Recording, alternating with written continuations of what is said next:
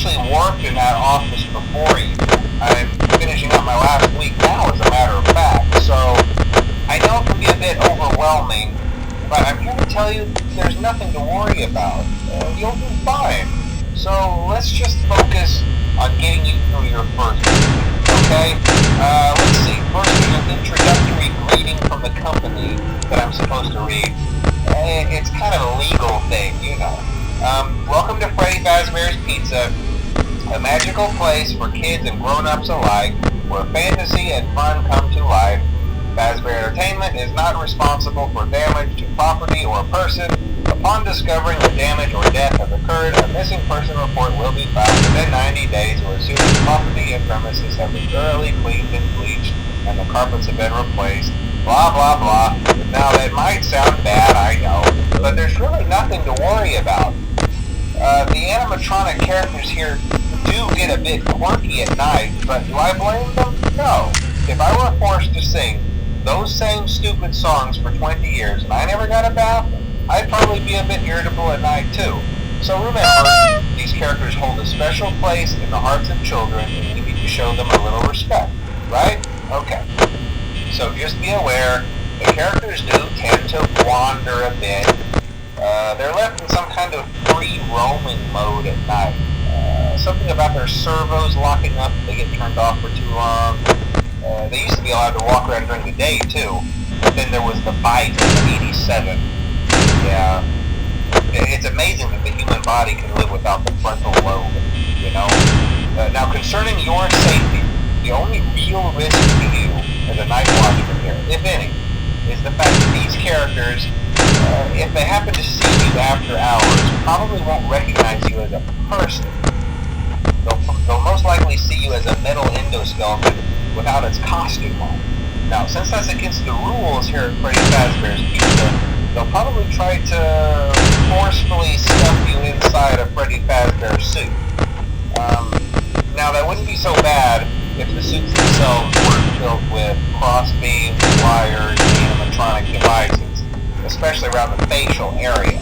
So you can imagine how having your head forcibly pressed inside one of those could cause a bit of discomfort and death. The only parts of you that would likely see the light of day again would be your eyeballs and teeth when they pop out the front of the mask. Yeah, they don't tell you these things when you sign up. But hey, first station of the breeze. I'll chat with you tomorrow. Check those cameras and remember to close the doors only if absolutely necessary. Gotta conserve power. Alright, good night.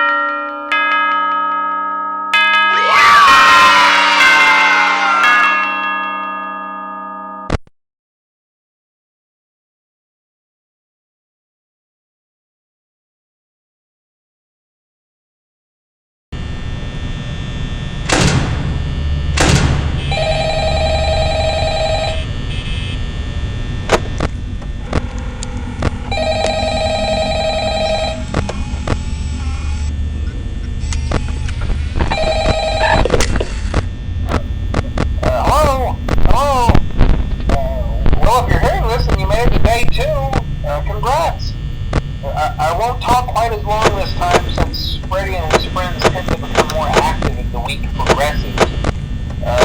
It might be a good idea to peek at those cameras while I talk, just to make sure everyone's in their proper place, you know. Interestingly enough, Freddy himself doesn't come off stage very often. I've heard he becomes a lot more active in the dark, though, so hey, I guess that's one more reason not to run out of power, right? I also want to emphasize the importance of using your door lights. There are blind spots in your camera view, and those blind spots happen to be right outside your doors. So if you can't find something or someone on your cameras, be sure to check the door lights. You might only have a few seconds to react. Not that you would be in any danger, of course. I'm not implying that. Also, check on the curtain in Pirate Cove from time to time. The character in there seems unique in that he becomes more active if the cameras remain off for long periods of time. I guess he doesn't like being watched. I don't know. Anyway, I'm sure you have everything under control. Talk to you soon.